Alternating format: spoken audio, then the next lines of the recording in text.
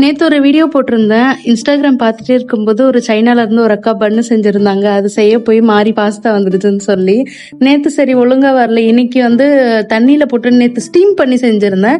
இன்னைக்கு தண்ணியில போட்டு வேக வச்சு நார்மலா ப்ராப்பரா பாஸ்தா மாதிரி செஞ்சு பார்ப்போம் அப்படின்னு சொல்லி இதை செஞ்சேன். இது நான் வந்து ரிப்பன் பாஸ்தா நினைச்சிட்டு இருந்தேன்.